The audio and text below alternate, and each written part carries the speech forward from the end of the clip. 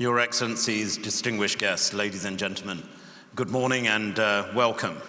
Thank you for joining us all here for the launch of the final report of the independent review conducted by the Right Reverend Philip Mount Stephen, the Bishop of Truro, into the Foreign Commonwealth Office's support for persecuted Christians.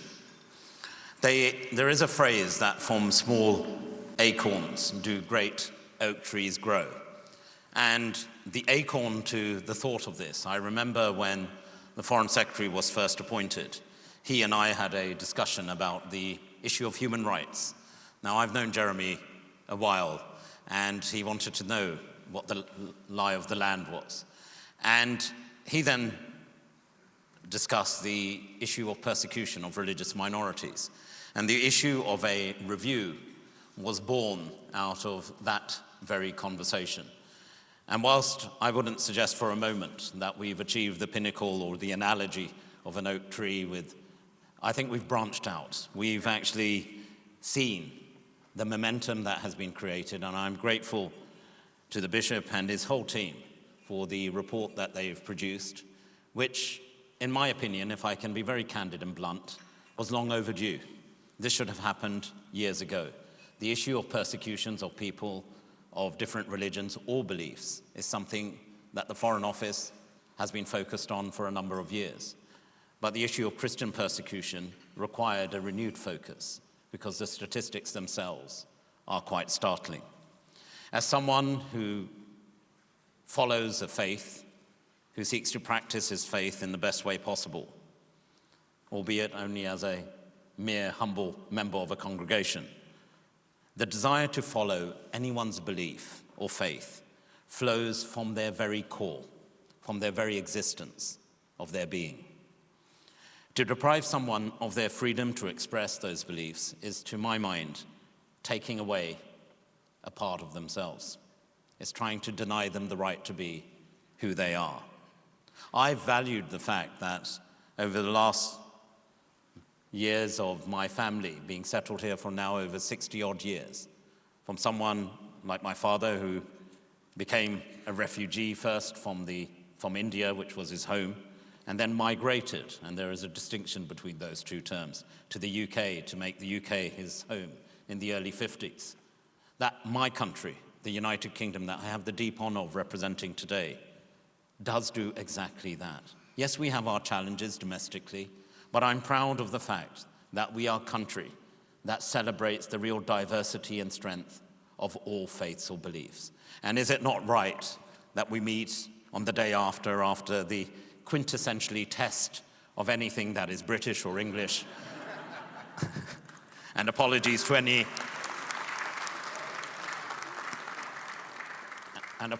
to my very good friends from New Zealand. I don't know if the High Commissioner, Jerry, I can't see him in the room, but my sort of commiserations in advance. But in all seriousness, Your Excellencies, ladies and gentlemen, when you look towards the English cricket team, you see the depth, the diversity of what defines today's Britain, today's United Kingdom. People of all faiths and beliefs coming together, representing their country as one. That is who we are. That is our being. That is the values that are often talked about that define the existence of the United Kingdom.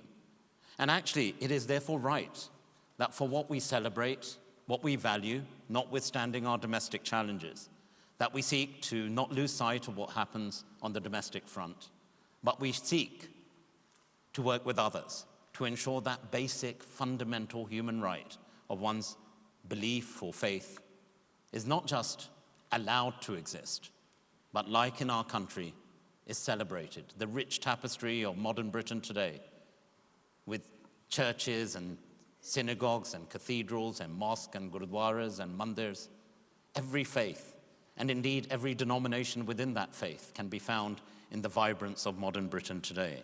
And that is why I most passionately believe that the right to practice a faith or belief is not something that people should be allowed to do. It is a fundamental human right to be enjoyed by everyone, everywhere. Over the last 12 months, there's been a lot happening in government. Some of you may have noticed. But one of the areas which brought particular poignancy to this work for me personally was when our Prime Minister, Mrs. May, called me at the suggestion of the then Foreign Secretary, Boris Johnson, and said, Tariq, you've talked about faith. You've actually focused on freedom of religion or belief as part of your human rights agenda. And we've been talking about the role of an envoy. I, like any diligent minister, then rattled off what the terms of reference should be, etc. She went, hold on a moment, we've gone through all of that.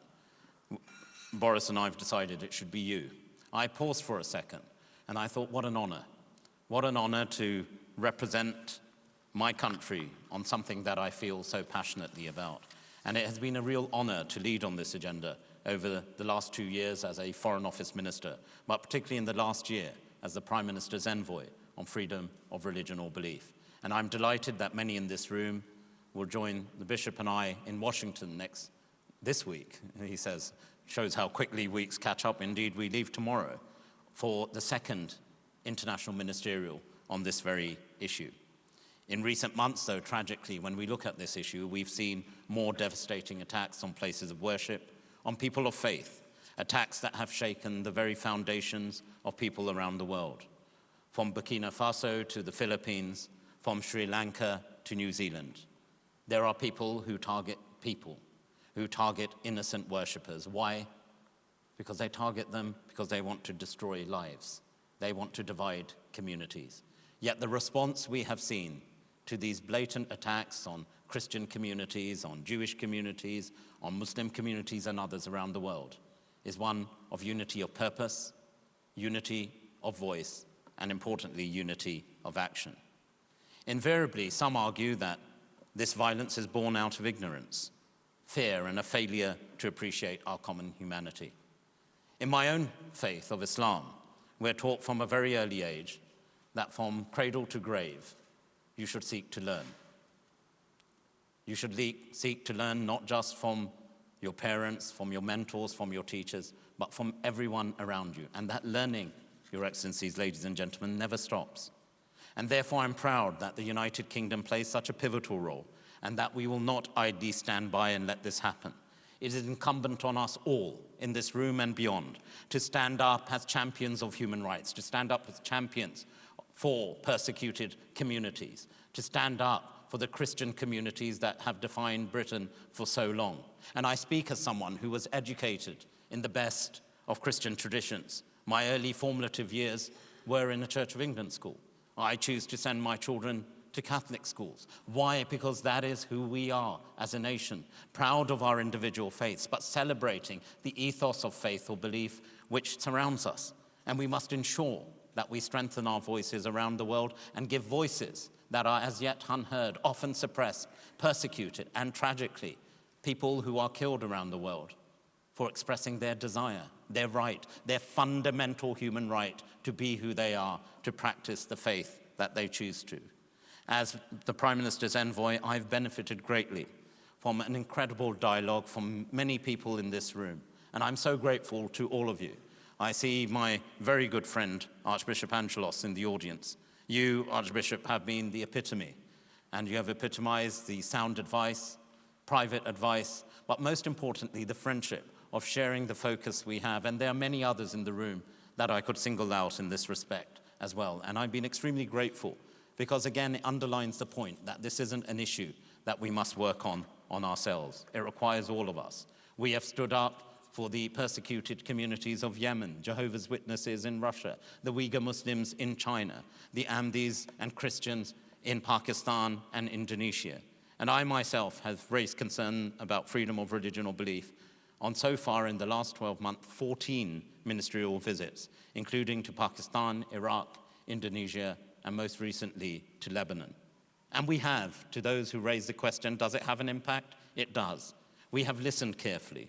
We have amplified the testimonies of these incredible, courageous individuals who live to tell their tale, the brutality of those who erroneously sometimes use religion to seek to justify their actions. And we will be hearing later this morning from some of these courageous individuals. We have sought and secured an end to restrictions on Christian schools, for example, opening in Sudan. I pay tribute to our ambassador there.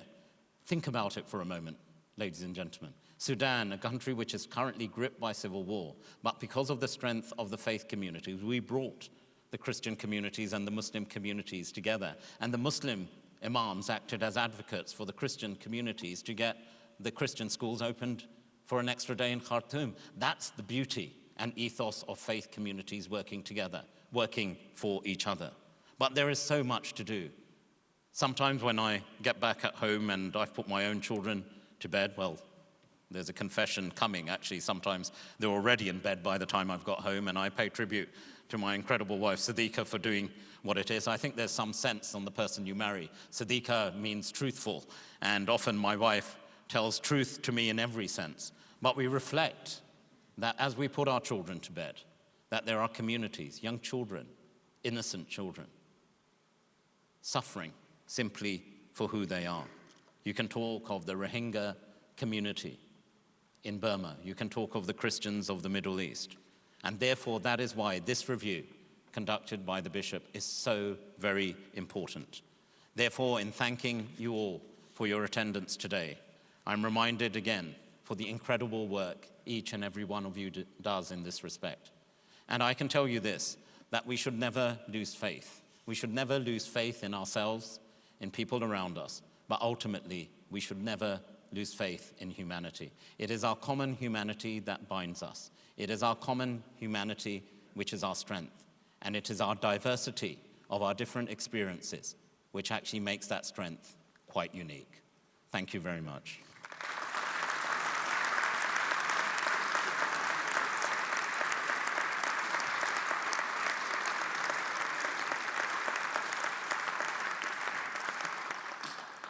Your Excellencies, ladies and gentlemen, it's now my huge privilege to hand over to the Right Reverend Bishop of Truro.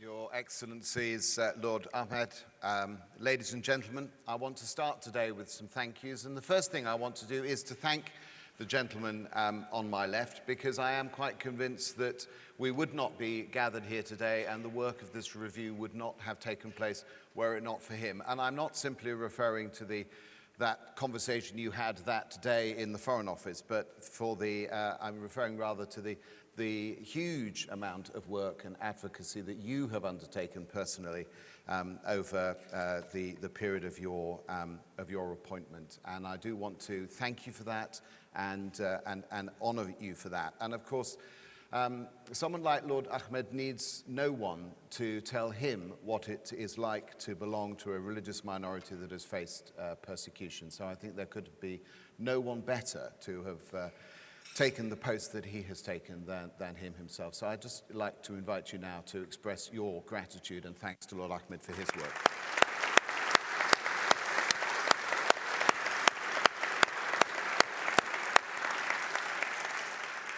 I also want to thank the Foreign Secretary for inviting me to chair this independent review and for his positive response to my recommendations. He would have been here today were it not for a little local difficulty in the Gulf.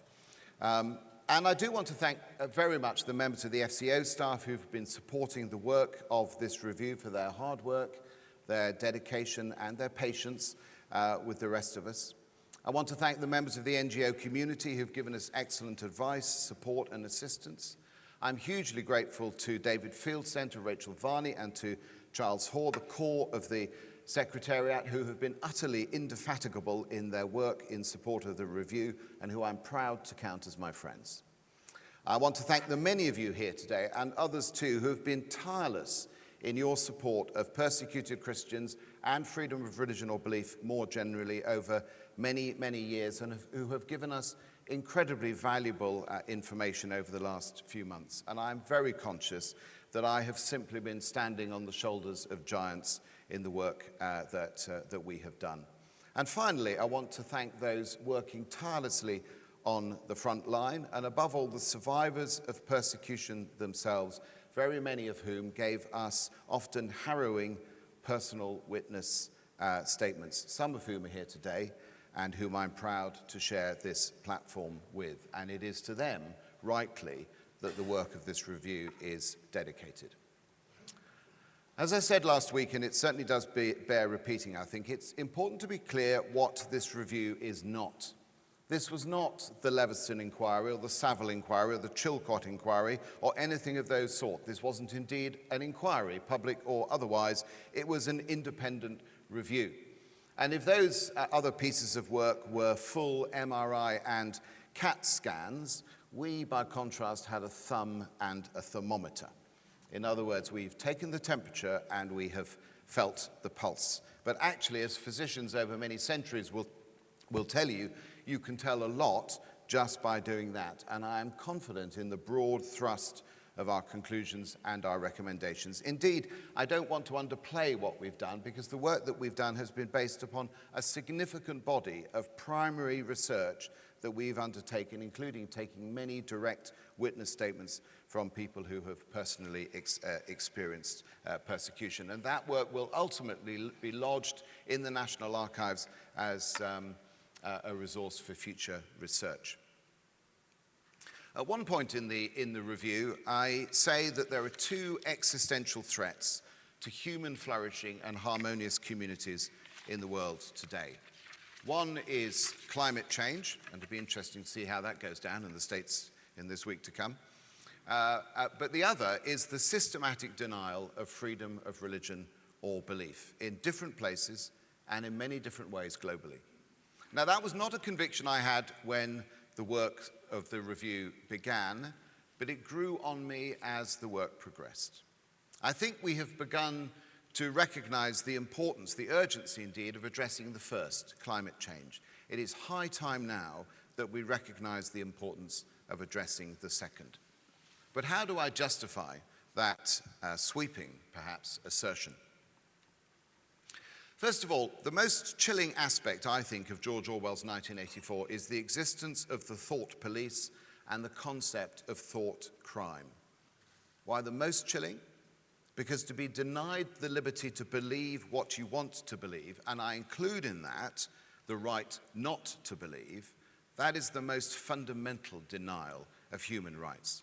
And therefore I believe that freedom of religion and belief is not simply one right amongst many, but actually the one on which so many others depend, freedom of expression included. Because if you're not free to think or believe, how can you order your life in any other way that you might choose? And I call as witness to that statement no less a person than Eleanor Roosevelt, the prime framer of the Universal Declaration of Human Rights. And we're honored today to have Dr. Habib Malik here, whose father, Dr. Charles Malik, was also instrumental in the framing of that declaration. And yet, everywhere in our world today, we see this right questioned, compromised, and threatened. So secondly, we do need to ask why the violation of freedom of religion or belief is so widespread and affecting Christians on pretty much every continent. This is a global phenomenon, as you well know, which certainly will if you've read the report, with multiple drivers, even though there are many who would like to attribute it to one cause alone. And to do that, I think, is to seriously underestimate and undervalue the nature of the phenomenon. But if you lift the stone of global persecution and look underneath, what is it that you find? You find all sorts of ugly, unpleasant things. You find gang warfare on an industrial scale driven by drug crime. You find authoritarian, totalitarian regimes that are intolerant of dissent and of minorities. You find aggressive militant nationalism that insists on uniformity. You find religious zealotry and fundamentalism in many different forms that often manifests itself in violence. In other words, we find massive threats to human flourishing and harmonious communities. And ultimately, we find in those things significant threats to our own security as well. So if we care about those issues, we should certainly care about the persecution of Christians and about freedom of religion or belief more generally. We can no longer say that this is a sidebar issue for a special interest group. These are huge issues that we face in the world today. The time for inaction and indifference is over. And that is why the recommendations of the review are as bold and far-reaching as I believe them to be. There are two main thrusts to them.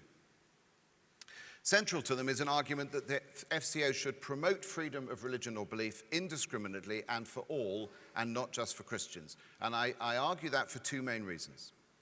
First, to single out any one community simply makes it all the more vulnerable, and we have to avoid that. That is why the recommendations warn against unintentional othering.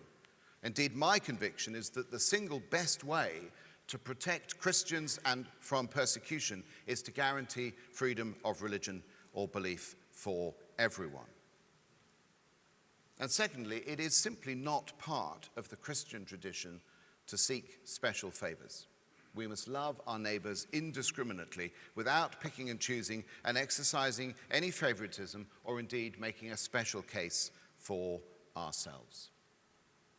So that's the first thrust, freedom of religion or belief for everyone. And the second main thrust of the recommendations is that the FCO must address this issue more proactively. I say again, this is not a peripheral issue that can be relegated to the sidelines. It touches on key and critical issues in the world today.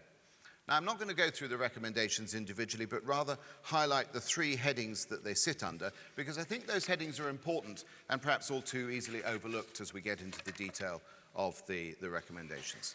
So the first heading is strategy and structures, which looks at the FCO in the round, at the center. And it argues that the freedom of religion or belief should be central to the FCO's culture, policies, and international operations, which means taking the phenomenon of Christian persecution seriously, researching it, analyzing it, understanding it, and defining it and articulating an aim to be a global leader in it. Clearly, to place it center stage is a step change, but in the light of what I've said, I think it is essential. For reasons of national self-interest and security, leaving aside the moral imperative that we should do so. The second heading is education and engagement, in which we encourage the FCO both to up its game in terms of developing religious literacy and to use that understanding to develop religiously literate local operational approaches that take context seriously and endeavor to understand that context not just through Western eyes. Because if you only see that context in your own terms, you will never be able effectively to engage in it. And then thirdly, consistency and coordination. This has been in some ways the most controversial area, and we faced criticism for focusing only on the FCO and not on government more widely. But to do so, to focus on government more widely, was simply not in the Foreign Secretary's gift, and it was not therefore in our terms of reference. But we do signpost some effective ways in which we believe the Foreign and Commonwealth Office and the Foreign Secretary can lead across government on this issue. And personally, I believe that this does need a cross-governmental approach that touches, for instance, on the work of the Home Office and DFID, to name just two departments.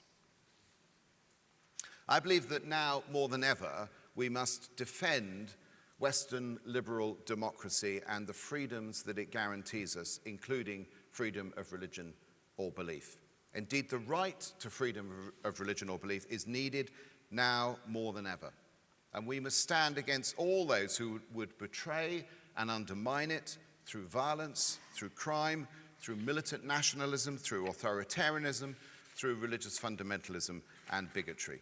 It matters hugely, I believe, to our world today that we should do that. It matters for reasons of security, it matters for reasons of trade, and it matters hugely that we should defend those many whose welfare, liberty, communities, families, and very lives are put at risk by those dark forces. So I hope to see these recommendations make a very significant difference in the days to come, and in that light, I was proud to present them to the Foreign Secretary and deeply honored that he commissioned me to do so. Thank you very much.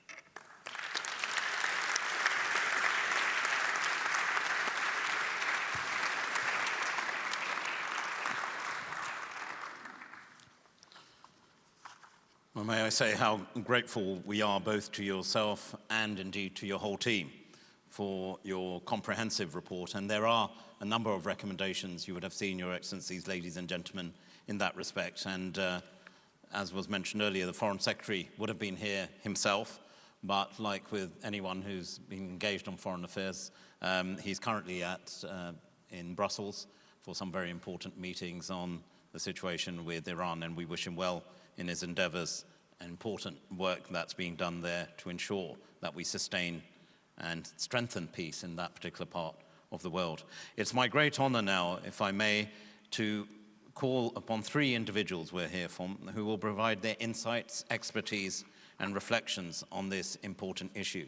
The first person that I'm going to call forward is someone the Bishop Touré already has mentioned, and that is Dr. Habib Malik. He's an associate professor from the Lebanese American University and a passionate and knowledgeable human rights activist. And as we've heard already, his father indeed was one of the architects of the Article 18 within the Universal Declaration of Human Rights. Dr. Malik, it's a pleasure to welcome you on stage.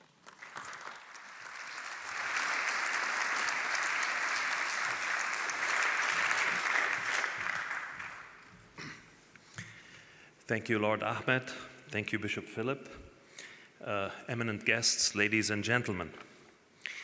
If one's conception of the deity, one's open proclamation of this conception, and one's intimate relationship with this deity constitute together the ultimate defining markers of both one's identity and destiny, thereby offering the deepest meaning and purpose to one's life, then a persuasive argument can be advanced that Article 18 of the Universal Declaration of Human Rights is indeed the single central article, the jewel in the crown, as it were, of the entire declaration. Philosophically, the same can be said about the Declaration's preamble, where terms like inherent and inalienable anchor the Declaration's subsequently stated rights in the very essence of what it means to be human and thus to enjoy unique dignity. Now, as it happens, both the preamble and Article 18 were penned by Charles Malik, my late father, and they appear in the Declaration in his original wording, having been embraced as such in 1948 by the drafting committee under Eleanor Roosevelt. Of this momentous fact, I'm very proud. I grew up in a home that was very ecumenical within the Christian fold, as well as being open to the different other, in our case, the Muslim. Both this ecumenism and this openness defined the tiny country of Lebanon for much of the 20th century before the outbreak of war in 1975. My father, Charles, hailed from an old Greek Orthodox family in North Lebanon. All his life, he remained Orthodox to the bone, having received the faith at an early age from his grandmother, while eventually cultivating a profound interest in Catholic Thomistic philosophy with its ongoing self-assigned task of harmonizing faith and reason, along with its emphasis on natural law. In addition, he developed the habit of steeping himself in regular daily Bible readings, a passion for scripture that endeared him to Protestants everywhere he encountered them. He also established lifelong friendships with Muslims, had Muslim and Jewish students in the philosophy classes he taught at the American University in Beirut, and was acutely sensitive to the plight of native non-Muslim communities in Lebanon and throughout the Middle East. The Lebanon of his early years exhibited an openness to and acceptance of sectarian and religious pluralism, rare in the region and indeed in the world. That was the Lebanon he represented at the United Nations and as Lebanon's first ambassador in Washington for a period of 10 years. All of these formative ingredients conditioned Charles Malik's subconscious and molded his diplomatic posture on the world stage, including his pivotal contributions to the crafting of the Universal Declaration, with the preamble and Article 18 standing out as its centerpieces. Even though it can be inferred from the wording of the opening of Article 18, Charles Malik saw fit to state emphatically the right to change one's religion, with the implication here, too, of the right to opt out of religion altogether. In hindsight, this was very fortuitous, since adopting a religion other than the one you were born in, or renouncing religion entirely, remain serious issues with potentially grave implications in many societies, chief among them those of the Arab and Islamic worlds. At the time, Malik successfully lobbied the Saudi Arabian UN delegation to alter their intended negative vote on the declaration, due precisely to this clause in Article 18, to an abstention, thereby ensuring the fledgling declaration encountered no negative votes whatsoever when it was passed on 10 December 1948 in the UN General Assembly. This has made of Article 18 a potent weapon in the hands of all those individuals, NGOs, or governments who choose to take up the call to fight against religious persecution of any sort. Since religion is not purely a private matter, Article 18 also covers the right to open exhibitions of religious worship and witness, including proselytism. Growing up in Lebanon, Charles Malik lived firsthand this experience of such peaceful public manifestations by a variety of religious creeds, celebrations, and traditions, including his own. Despite its myriad problems, today's Lebanon still exhibits a unique and advanced degree of such public religious freedom for all its constitutionally recognized 18 sects, where unwanted interference in or hindrance of these displays is all but unheard of. If this essential aspect of Article 18 guaranteeing the freedom and open practice of religion is alive in Lebanon, why can't it be thriving elsewhere in the surrounding Middle Eastern region and beyond? Again, 70 years after its birth, we see here the abiding power of Article 18 as a tool to confront imposed inhibitions and authoritarian restrictions on religious worship and proclamation, particularly when it comes to the more vulnerable religious communities embedded within larger, inhospitable environments. The repeated attempts to undermine this article, be they in the name of a plethora of pseudo-rights or the excuses of national sovereignty and non-interference in the internal affairs of states, or crass moral equivalence, or whatever, such assaults only underscore the enduring relevance and validity of this all-important article in the Universal Declaration. Let me conclude by saying that Britain, this pioneering land of openness and tolerance and acceptance of religious diversity, has today a historic opportunity to step forward with a bold vision of upholding religious freedom, particularly in a troubled place like the Middle East, and to work towards that end in active partnership with countries such as France and Russia, who have demonstrated historical records of championing at various times the religious rights and freedoms of specific indigenous communities in the face of persecution. The British government needs to be more outspoken about the ongoing persecution of Christians around the world, and in particular in many parts of the Middle East, like Egypt, Iraq, Iran, and Gaza.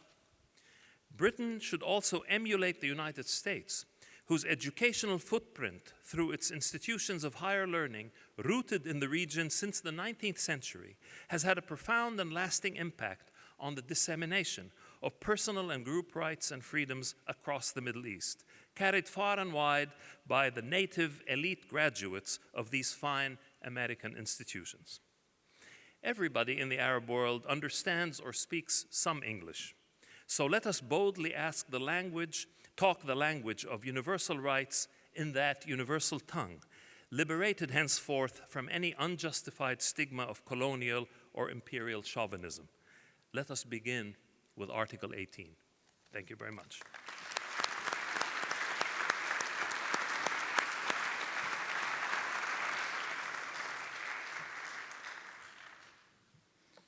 Thank you, Dr. Malik. And I think if we reflect, we're 70 plus years on now since that declaration was made. And we're doing this review now on Christian persecution. It's a sad testament to the world we live in, but equally it's important that, the old adage of better late than never. But joking aside, I think this is one of the issues which needs focus, and therefore we're delighted again to hear from Dr. Malik, as with others. And our next guest that we're going to hear from is Christy Anastas. She's a prominent Christian Palestinian youth advocate from Bethlehem. We all remember, whenever I hear Bethlehem, I start hearing the carols in my ears. Christy leads a very strong campaign on the rights of Christian communities in the Middle East. I was speaking to the Prince of Wales a couple of days ago at the end of last week when we hosted a media freedom conference, and I know this is a particular issue very close to His Royal Highness's heart as well. And we've just heard from Lebanon. I visited Lebanon recently as well, and we saw for ourselves that notwithstanding the historic challenges of that country, how faith communities have come together for a common cause. Therefore, it's my great pleasure to welcome Christy to the stage. She campaigns for the rights of all communities in the Middle East, but also importantly, for the peaceful coexistence and the freedom of religion for all people of all beliefs, as well as all faiths. Christy, if I could ask you, please, to join us on stage.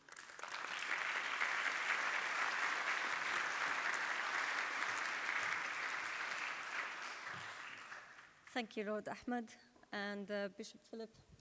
Ladies and gentlemen, over the millennia, the term religion has accumulated too much noise. I would like to propose that the core purpose of religion is establishing a personal relationship with the God we choose to believe in. For many, however, this is not the case. Not only has humanity turned it into sets of rules, rigid practices, and lifeless traditions in some instances, but we sometimes use political and governmental powers to impose religious practices on others. My generation and future generations are getting closer to the realization that it takes two parties' consent to form a relationship. Therefore, religion leans to be more personal in its nature. Young people today have seen, and we're going to hear in a bit from Ikhlas, the damage and pain religion has caused without consent throughout history. They have become resistant to it as a result. I come from Bethlehem, as Lord Ahmed mentioned, the birthplace of Jesus Christ. In the last 6 decades, Christianity has dropped from 80% to under 6%. It's claimed that the main reason behind it is the Israeli occupation and the Palestinian-Israeli conflict. If this is the case, and if the narrative portrayed that all Palestinians are equal is true, why is it that the current population of Bethlehem has increased and it's 94% Islamic? While I was a law student in the Palestinian territories, I learned that Chapter 1, Article 4 in our Constitution states that the principles of Sharia law is the main source of legislations. The consequences of this is that everyone who belongs to different religious groups are regarded as second-class citizens by law. If this sort of logic was applied everywhere, I would have to accept that the UK is an only Christian country, that India is a Hindu state, that Israel is an only Jewish state, and then I have to accept that the Palestinian territories and the Arab world are Islamic. This fosters and perpetuates religious oppression, and I utterly refuse to support the utilization of political and governmental powers to impose one's religious beliefs on others because of my personal experiences. I found it extremely unrealistic and unjust. It violates humans' basic rights and freedom of speech that we are all entitled to. This is not a black and white matter. This message is not meant to take away from acknowledging the essential role various religious groups have played in bringing positive changes and cultivating healthier cultures. A great example is the significant role of Christianity in influencing the UK in becoming such a democratic state, so all of us could be standing here today, where someone like me as well can be granted refuge from those who sought to persecute and kill me for my beliefs. I am and will always remain grateful for the UK and countries as such.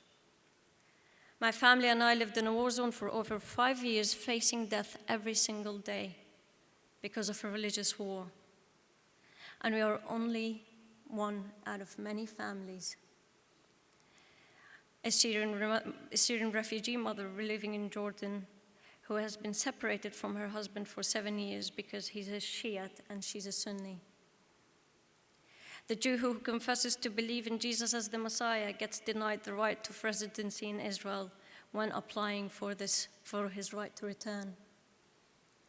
I have been sexually harassed over and over because I didn't have a headscarf on, which meant I wasn't a Muslim, in my university campus.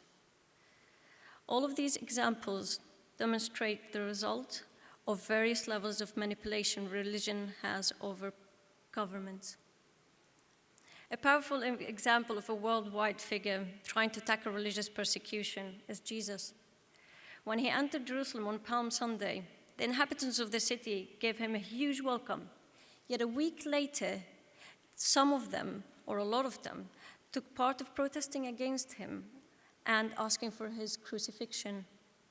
I believe that this extreme change of event is because of the people of Israel at the time were expecting Jesus to turn left after he entered Jerusalem and go and exterminate the Roman occupation. Yet instead he went right and went to the temple and challenged the religious leaders of the time on the traditions and the heavy burdens they have put on people. He came to give people religious freedom, and he was killed for it, because of religious leaders imposing their beliefs through manipulating governmental power. By standing here today to share this message, I'm choosing to pay a very heavy price, risking my family's safety and possibly their lives, let alone the damage it causes within the relationships. The reason why I'm doing this for the second time is because I choose not to give up hope in humanity. My wish is for everyone who hears me today to become determined to take action towards religious freedom. If the God we choose to follow is good, let's allow him to manifest his goodness through us by doing good to others. I believe that this is how pragmatic power and authority can be gained. And this is our hope to influencing future generations. Every generation has the responsibility to leave a legacy of hope to the next. Thank you.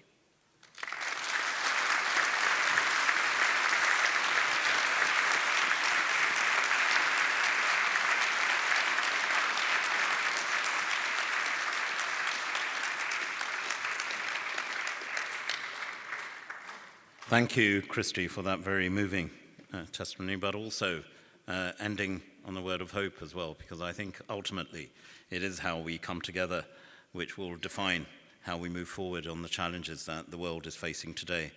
And talking of challenges, perhaps and arguably one of the greatest challenges that's been faced in recent times by the world at large, but in specific parts of the world, most notably in Iraq and Syria, has been the atrocities committed by Daesh, an organization that claimed erroneously to be acting on some religious premise, but has committed the worst kind of inhumane activities against all religious minority communities. Indeed, claiming to be a Muslim community, it committed atrocities against those who didn't define Islam in the very way they saw it. Such organizations don't follow a faith, they follow a perverse interpretation of any ideology. But today amongst us we have Ikhlas Baju. She herself is a living example of courage. She is a living example of humanity. How not only has she survived the atrocities of Daesh, but today she joins us today to stand to speak about her experiences. But importantly, as we will see now, her courage in coming forward, that the atrocities that she and her community, the Yazidis, had to endure by Daesh have not stopped them. Indeed, today she speaks as an example, as an exemplar of those people who have not only survived such atrocities, but stand firm in ensuring that these atrocities are not repeated. She will be joined by Jacqueline Isaac, and I'm really grateful to Jacqueline. She's worked very closely with us at the Foreign Office, who will be translating for her today. Jacqueline herself is a leading international lawyer who campaigns to bring perpetrators of the atrocities against Christians and Yazidis to justice. It's my great honor, therefore, to welcome both Ikhlas and Jacqueline to the stage.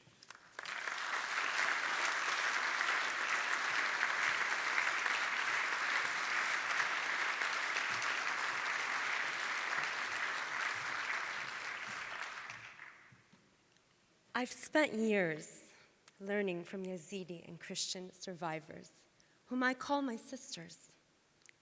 My precious sisters were bought and sold, raped and tortured, simply because of what they believe in, just because of their faith. They've shared their trials and their hopes for the future with me and mentors from our team, and I will tell you that they are calling the world to action.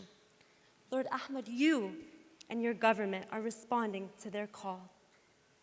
The survivors want their day in court to stand and face their perpetrators and get the meaningful justice they so deserve. That's why we are thankful to the Foreign Secretary for accepting the bishop's recommendations, specifically 21B, where the FCO will champion the prosecution of ISIS perpetrators not just for being terrorists, but for the sex crimes committed against Christians and Yazidis. Now we hope that one day, sooner than later, we see these sex crimes before the International Tribunal, or a body that says that these acts are genocide, crimes against humanity, and war crimes. We've spent over a decade establishing trust with the Middle Eastern Christian community. And as a Middle Eastern woman myself, I've had the honor of spending an extensive amount of time working with a Christian survivor whose case I've referred over to Queen's Counsel Karim Khan, the special advisor of UNITAD, the man leading the investigation for accountability of Daesh crimes. I spoke to Mr. Khan last night and shared with him of this report's launch, and he has a message for everyone today. I quote, UNITAD is working intensively to collect evidence that can be used to hold the individuals responsible for these crimes accountable in a court of law. In doing so, we are drawing on the collective will of all Iraqis for perpetrators to be brought to justice so that we can lay a foundation for reconciliation and understanding. He's fighting for survivors like our Christian survivor, like Ikhlas and so many others. The Christian survivor that I'm speaking of could not be here today, but she knew that I would be speaking before you, and I've shared her story with you, Lord Ahmed. I've shared how she was targeted simply because of her Christian faith. And she wasn't held alone. She was held with other Christian survivors.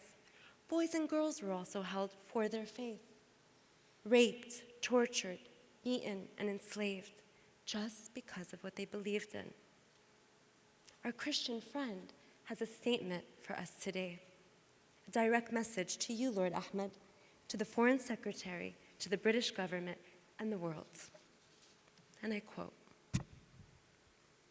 Lord Ahmed, thank you for standing with me. During my captivity, I was held with both Christians and Yazidis. When the world raised the voices of my Yazidi friends, they gave them future.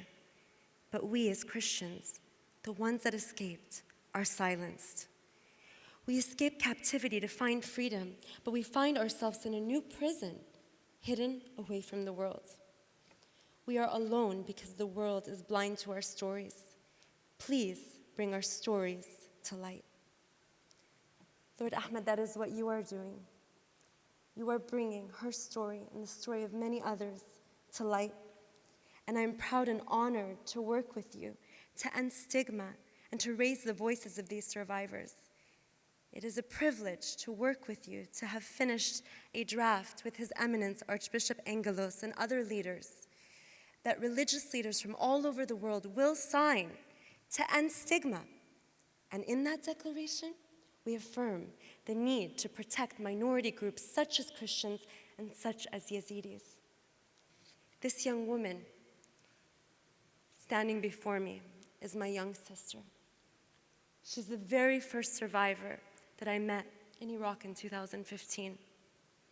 Her resilience, her courage, her hope has shaken the world to action. We've gone all over the world together. And today you have the honor, we all have the honor, to hear her speak. She is a voice that ISIS tried to silence, but failed.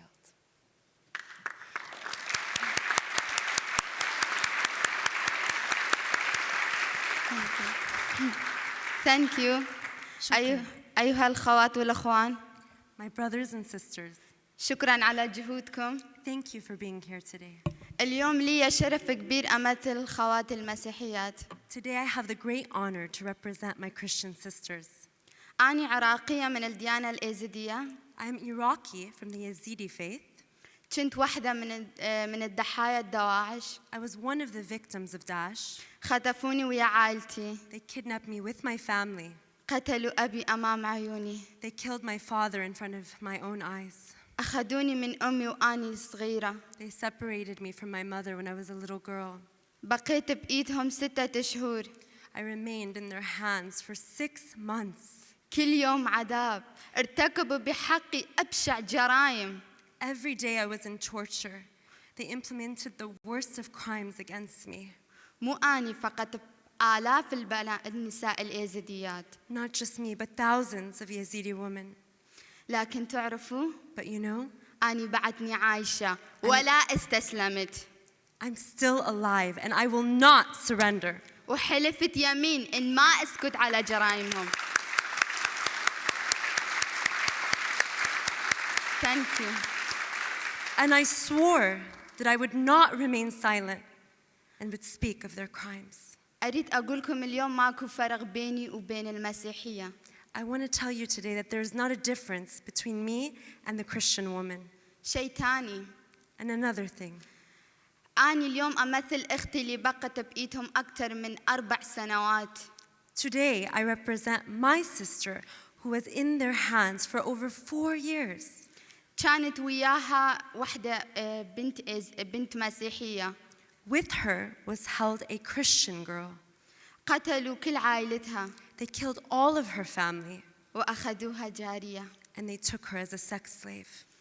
أختي بعد ما تحررت حكت لي عنها، قالت أنا ما أعرف وين أخذوها، لمنو باعوها، لأي دولة باعوها.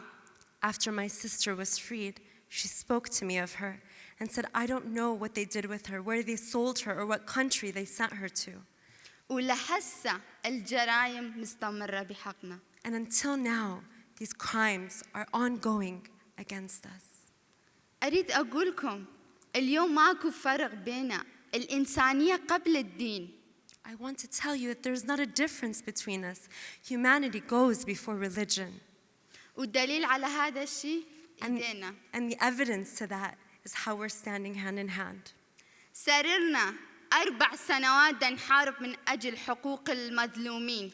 For over 4 years, we have been standing and battling for those together, battling for those who are persecuted. ومن أجل العدالة. And for justice. لأن من حقي أشوف المجرمين الدواعش اللي ارتكبوا هدول الجرائم البشعين بحقي وبحق المسيحيات وجميع الأقليات يتم محاسبتهم وأني أشهد على جرائمهم. Because it's my right to see the Daesh perpetrators accountable and prosecuted for the crimes committed against me as a Yazidi, against Christians, and against other minorities. سرقوا طفولتنا. They took our childhood. ما خلوا شيء وما سووا بينا. There's nothing that they did not do to us. لكن احنا ما رح نستسلم بوجودكم وبوجود إنسانيتكم. But we will not surrender as long as we have your humanity and have you with us today. وأنا عندي أمل ومؤمنة بإنسانيتكم وبالعدالة. And today I have hope in your humanity and in justice. أنا أريد يتم محاسبتهم. I want to see them accountable. وأنا مؤمنة بإنسانيتكم. And I have faith in your humanity. وآخر شيء. And last thing, مستحيل استسلم. I will not surrender. ورح أبقى ابتسم. And I will continue to smile بوجود إنسانيتكم. with your humanity with me. وبوجود العدالة. والشكرا على جهودكم. And with justice, I thank you.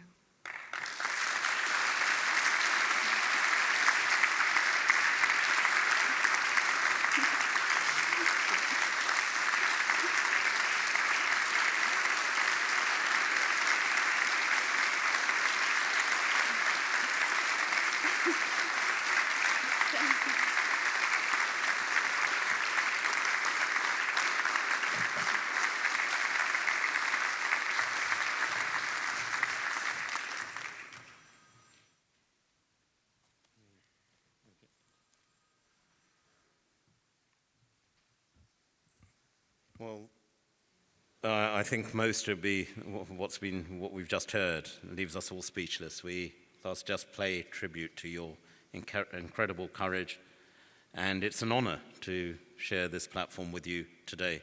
You know, as politicians, as ministers, you know, we seek to serve people to the best of our ability. But it's you, people like yourself, who give us the inspiration that when we hit a barrier or hit a wall, it's minuscule compared to the challenges you've had to face, the courage you have shown.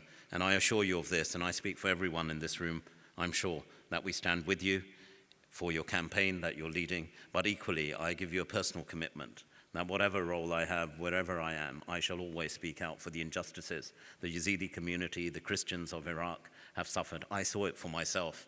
I saw those testimonies of those mothers who had brutally lost children, those young girls who had been brutally raped. And I assure you, that is why what the bishop has done through this particular review, and he was very mindful of the point he made in his introduction, that this isn't because and just for Christians. Indeed, my own learning from a Christian school it's because of you're a Christian that you seek to stand up for others. Therefore, I'm sure we will remain very much united with you, and we applaud your courage and bravery. Ladies and gentlemen,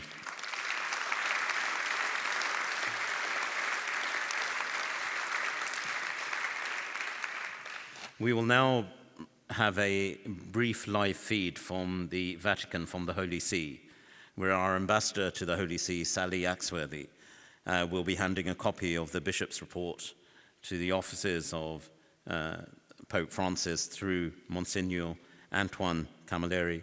And after that, we will be going to a question and answer session. As we can see, we're on to a live feed now. So over to that, and after that, we'll move to the Q&A. Poverty with high level of unemployment is also an issue. Well, time doesn't permit. Let me go straight away to what the international body can do. We have anti-corruption can be a step to be taken by the international body. One of the major problems in Nigeria today leading to religious violence is corruption. Most of the wealth of Nigeria and other developing countries are looted and carried away to foreign countries. Any successful anti-corruption efforts today requires an effective coalition. The politicians, senior government officials, the private sector, citizens, communities, NGOs, and civil society all over the world, especially of the developed countries, need to come into this coalition. The latest advanced technology are needed to capture, analyze, and share data to prevent and to suppress corrupt behaviors. Fight against terrorism can be another intervention of the community, the international community. Most of the religious violence in Nigeria are terrorist acts. The pressure of modern communication and transportation has provided opportunities for violent organizations to learn from each other, to communicate with members of other countries, and importing and exchanging informations. And many times, they import also terrorists to come and attack. The international community has a responsibility to, the Nigerian government, is a member of the International United Nations. Therefore, they are member of the they signed the International Convention on Combating Terrorism. Nigeria has signed many of these conventions. The international community has the responsibility to hold Nigerian government accountable if the Nigerian government is unwilling or unable to combat terrorism. The international community is therefore bound to provide assistance. The ability to prevent terrorism crimes depend on the extensive and close international contact, which may include the cooperation between the security and intelligence service of various countries.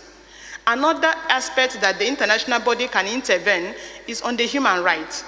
In line with their international obligation, the international community should explicitly prohibit the recruitment and the use of children in hostility by armed groups. The international body can also help in ensuring the implementation of the universal rights. Thank you. Sorry to worry you. Thank you very much, Sister Monica. Now, we are going to have a few questions, but just before we do that, because we're being live streamed to London, I'm going to hand over a copy of the report to Monsignor Camilleri.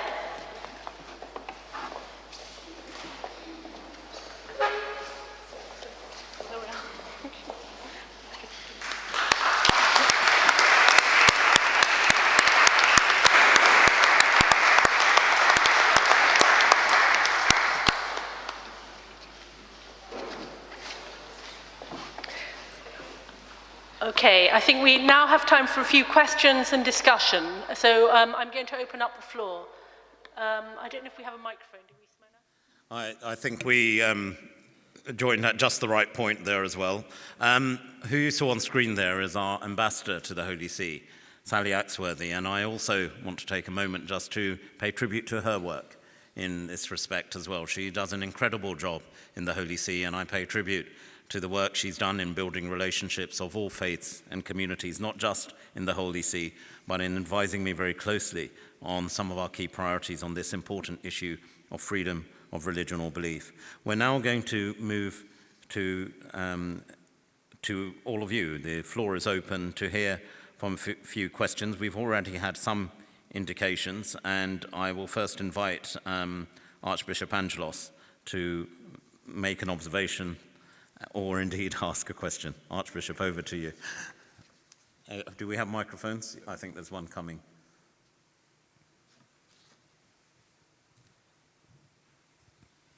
Thank you, Lord Ahmed, and thank you, Your Grace. Lord Ahmed, just to clarify, the word Siddiq or Siddiqa also means a witness without the shedding of blood. And I think that describes what you said your wife is going through at the moment. First of all, thank you very much to all of you, to the Foreign Secretary, to Bishop Philip, Sir Charles, and the team. You, Lord Ahmed, for your work, not only through the Foreign Office, but through the Prime Minister's role as Special Envoy. To Ikhlas, Christine, and Jacqueline, for the incredible inspiration and courage that you show. And, of course, to Dr. Habib for the authenticity and the context that you've given to this whole thing. What the report has shown is what many people have known for the past decades, that it is happening. But it's wonderful that it is being done. We're thankful to the Foreign Office, to Her Majesty's government, and to all involved.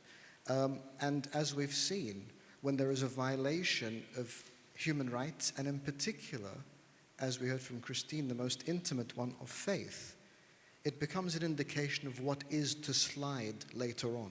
We have not seen countries where there are human rights violations where there are not other violations as well. And so it's very important that this is starting, and if this is an entry point, it's wonderful to see.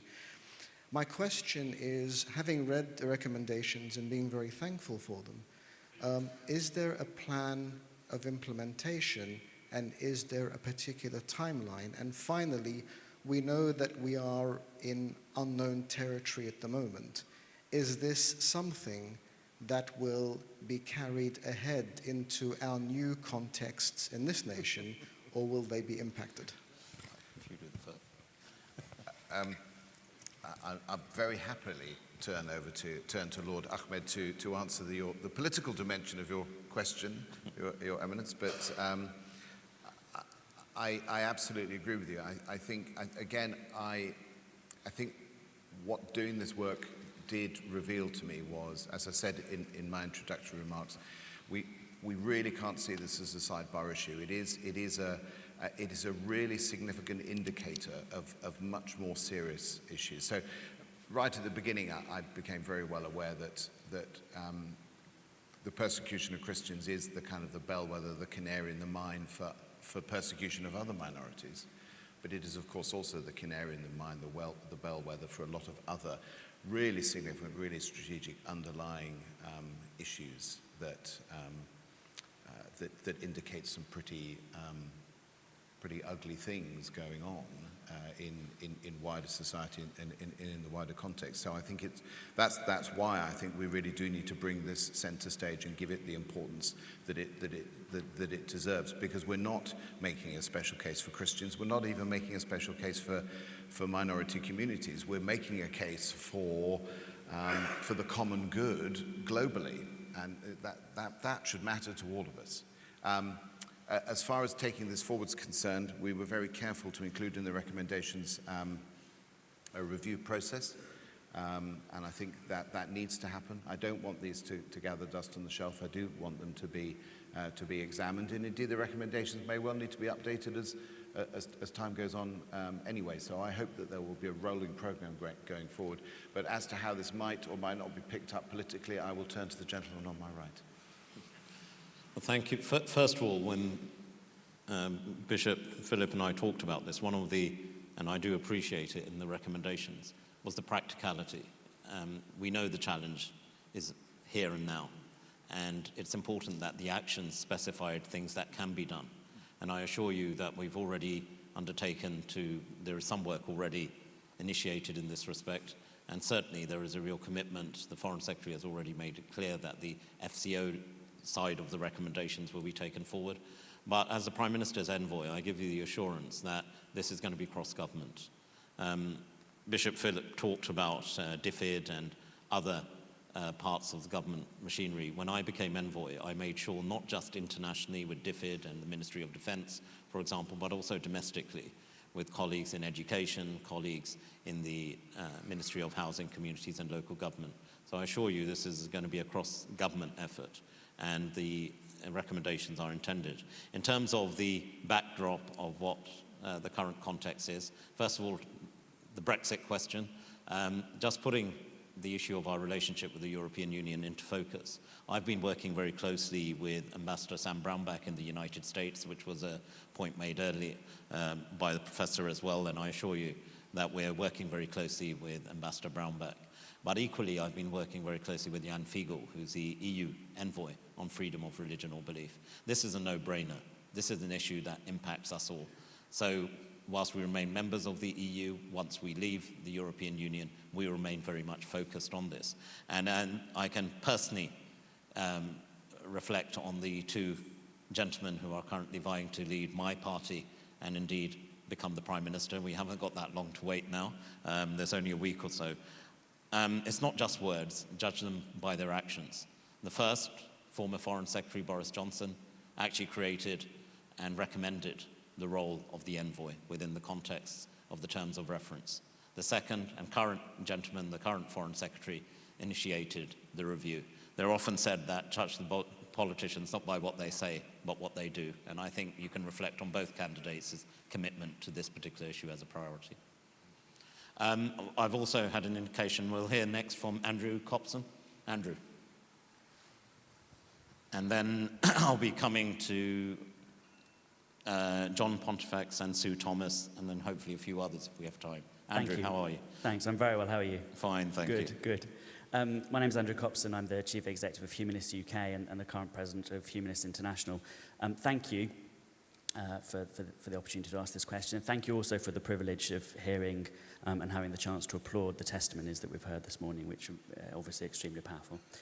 I want to strongly welcome the Bishop's assertion that it's the universality of the freedom of religion or belief and the right to that must be strongly defended.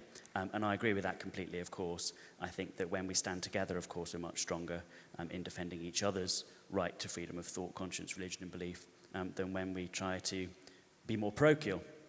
And you'll know, and this is a question for Lord Ahmed, you'll know that when the review was announced, it did cause some controversy. A group of this country's leading academic and practical experts on freedom of religion and belief wrote together a letter to the Telegraph, including your friend of mine, the UN Special Rapporteur on Freedom of Religion and Belief, Dr. Shahid, and Sir Malcolm, who I think was here but has had to go.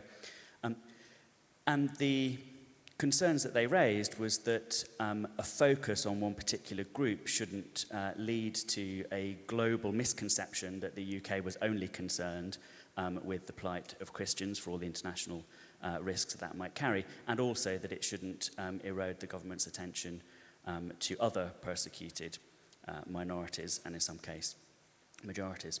So, having read the report myself, I just wanted to ask Lord Ahmed to reinforce the government's commitment to that universality of freedom of religion and belief, and to assure us that even though the recommendations have been affected, any recommendations that might on consideration seem to cut against the broader point that the Bishop made, which is that the universality of the right should be preserved, will be read through that frame predominantly. Thank you very much. Thank you, Andrew. The short answer to your question is yes, it will. I think we have, and I'm proud of the fact that we've focused on people of all religions or beliefs. So whether we're talking about the Baha'i community, be it in Iran or Yemen, we talk about the Jehovah's Witnesses in Russia, or indeed any persecuted community, that we have stood up, and I'm proud of the fact to be part of a government which is doing just that. In terms of the report itself, there are several recommendations in there. That one that strikes me in particular is the fact talking of our work within the context of the United Nations. Whilst there would be, yes, a focus on drawing attention to Christian persecution, and I speak as a Muslim, I think it's absolutely right that happens, but equally that the broader issue of persecuted minorities of other faiths or beliefs is not forgotten, and I assure you that will remain a key part of our focus. And I believe the Bishop Philip, in his summing up and his presentation of the report, and indeed in the recommendations itself, have very specifically alluded to that fact. And thank you, Andrew. And I just want to say for myself, and I outlined this, I think, in the preface or some part of the beginning of the report. I think there are some very good practical and pragmatic reasons why a focus on the persecution of Christians was right at this time. But I would say there is absolutely no principled reason whatsoever for focusing on one faith group at the exclusion of any others. And as I said, that includes the right not to believe. If I could, where's John? There he is. And after I will come to Sue Thomas. Hi, John. How are you? Good, very well, thank you. First of all, many, many congratulations on the completion of this wonderful report. My colleague John Newton and myself were heavily involved in the research side, and it really was a comprehensive and very well thought through process. And congratulations too on the recommendations that have come about. We heard a little while ago from Eklas and from Christine, and those testimonies are some of many that we at Aid to the Church in Need have heard. My colleague Neville Kirk-Smith and I travelling to Iraq, to Syria, to meet firsthand those people who have seen and experienced terrible, terrible atrocities we, all of us here, would hope never to have to experience ourselves. We know now, 2 years on from the fall of Mosul, with Daesh finally being pushed out 2 years ago, that there are in fact only 40 Christians there, at most, in that particular city, and the same is probably true of other minorities. They too, only 40 or less, and yet when I started at Aid to the Church in Need, there were 35,000 Christians in this second city. And my question to you today is to ask what practical steps can the British government take both to enable better security, which is the precondition for those communities of whatever faith minority to return. So that's the first part. And the second part is what practical aid can you offer to enable those families desperate to return to go back? Thank you very much. Well, I think that's primarily directed at myself. I think, first of all, in the situation that you outlined in Mosul, I visited Mosul, and I, like yourself, heard firsthand the harrowing testimonies from individuals. I remember talking to one of the clergy there, and as a Christian, he said to me, Lord Ahmed, we were the lucky ones, because the ones who captured us said, actually, you're part of an Abrahamic tradition, so we're giving you a choice. You convert or you leave. A stark choice, but a choice nevertheless. He said, for the Yazidi community, they were dehumanized and they weren't given that choice. So I think you're quite right. We need to work on the figures you've quoted. I've said to Bishop Philip throughout this report and the conclusions that it's quite harrowing when you look at the facts and figures of the historic Christian communities of that region. And I think what we're doing in practical terms, we're working very closely with the Iraq government. I'm constantly in touch with a special representative of the Secretary General Karim Khan on the ground. The Iraqi foreign minister and I have met on a number of occasions in the last month, and the focus there was on rebuilding communities in Iraq, with a specific focus on reconstruction of places of worship, primarily churches. And we're seeing some progress, and we will be lending support both through diplomacy but also through our development budgets to ensure that we can restore the historic communities, and those who wish to return are given the safety and security to do just that. But I'll be very honest with you, it's very early days, and let's not forget at the moment the situation next door in Syria is far from safe for any person of any community or faith returning, but particularly for Christians. If we could go to Sue Thomas. Next, Sue.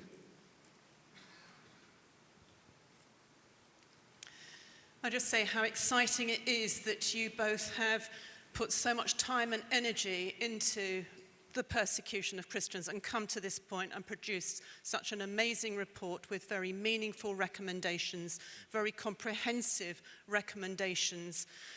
My question to you is, how might we look at the next step forward? What might it be? Lord Ahmed, how maybe are the FCO departments going to be working with the ambassadors of these countries?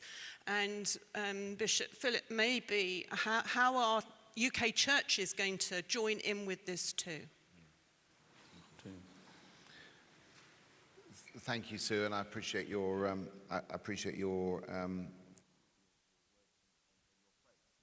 appreciated. I think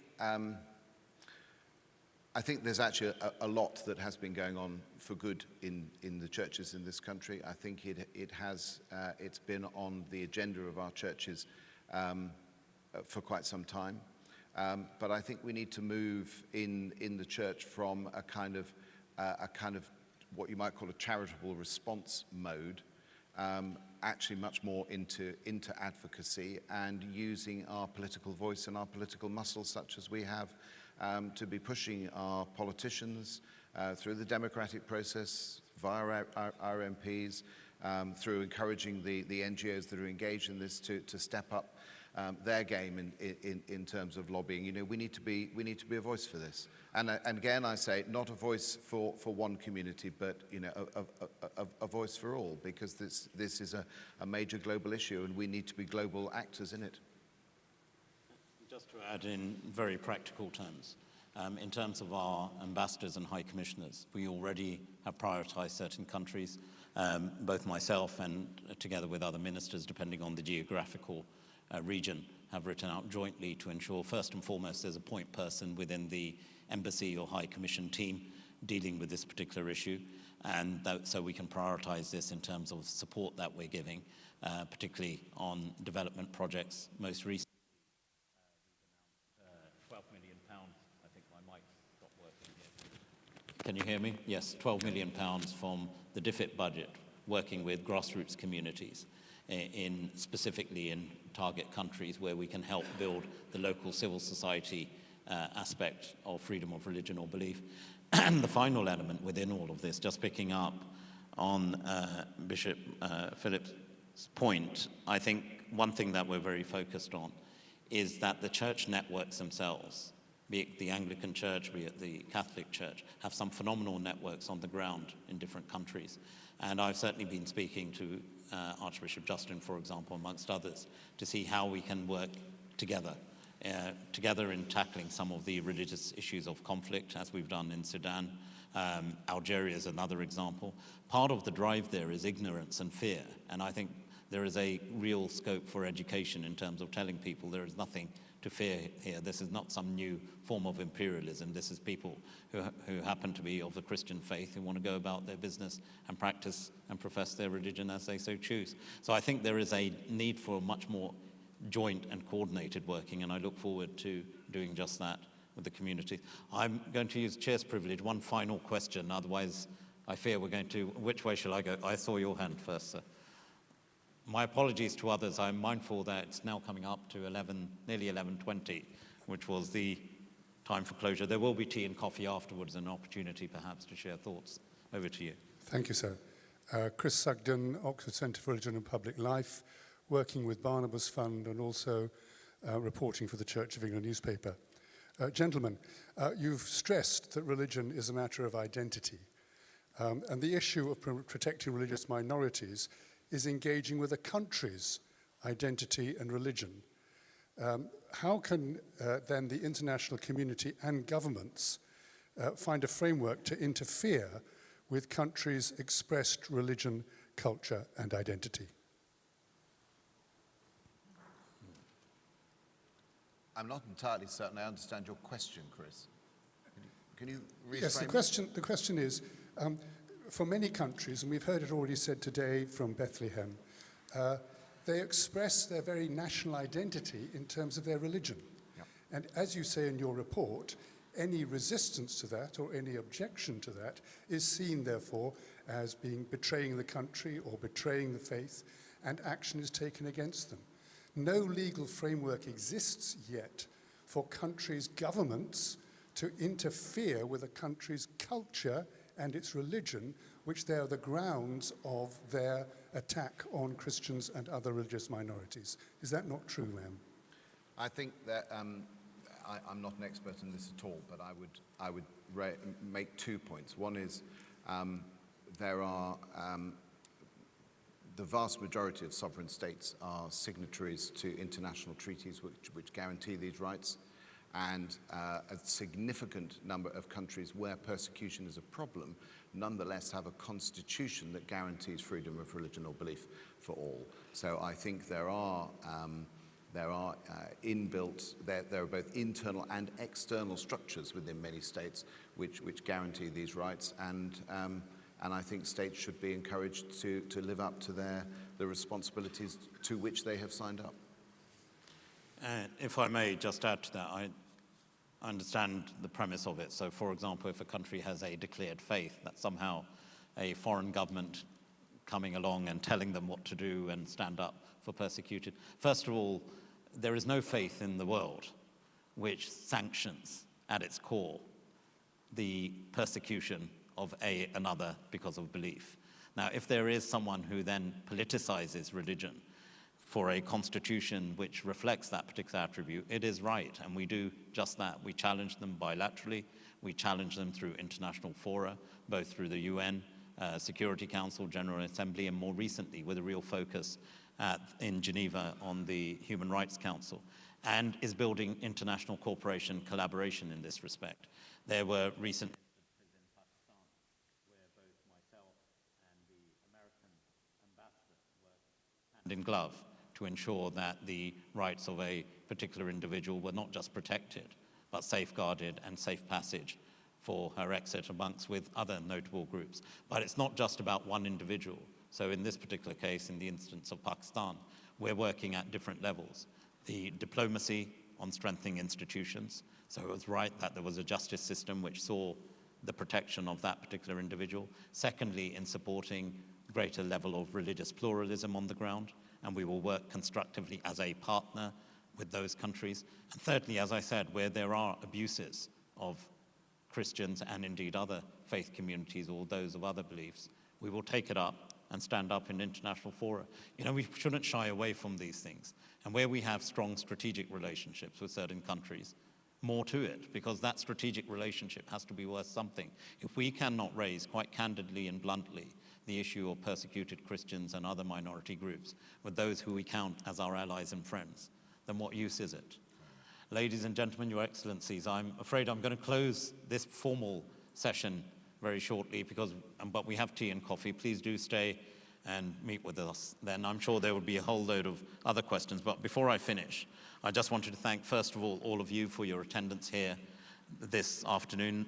I wanted to thank, in particular, I'm sure you would agree with me, when we heard from Dr. Malik, who laid out the framework, from Jacqueline and Christy, and of course from Ikhlas. We were hugely indebted to all of you for taking time out and sharing your insights and experiences as well. I'm also extremely thankful to my own team at the Foreign Office, as the Minister of State at the Foreign Office and the PM's envoy on freedom of religion or belief. I must admit I had a slightly stand-away role because this word independent should not be forgotten.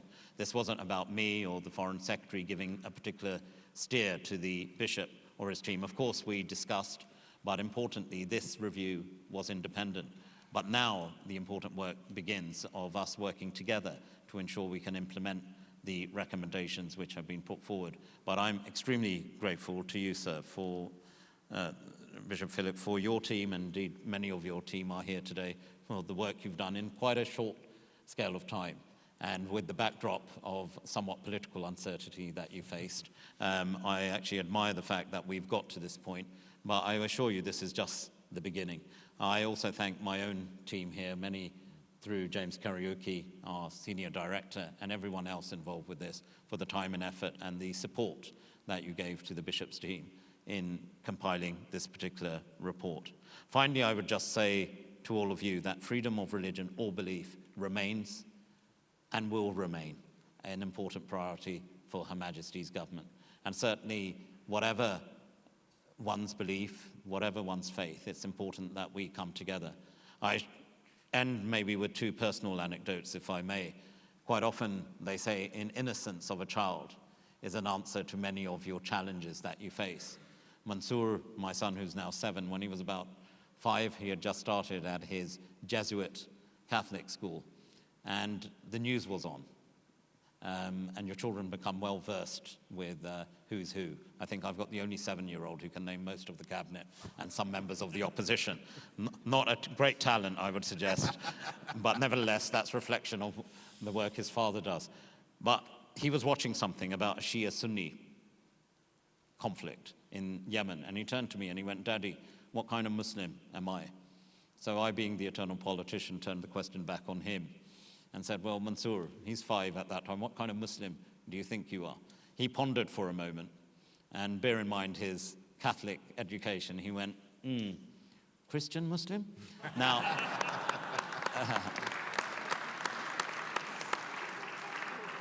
in that lies a unique innocence and a unique charm. And a final word, if I may, on personal reflections. Andrew was right to raise the issue of all belief, and this perhaps gives my reflection on my personal convictions. My best man at my wedding, Steve Ellis, remember that name. He was recounting our experiences of knowing each other for a good 20, 25 years. And he said he's an atheist himself. And he said, during the time I've known Tariq, we've gone to spend a lot of time together, we've been on holidays, so on and so forth. And during that time, we've tried to convert each other. Tariq has tried to convert me to Islam. I've tried to convert him to beer and rugby. Neither has succeeded, but what we have achieved is a deep respect for each other's core beliefs. Ladies and gentlemen, thank you so much for your attendance this morning.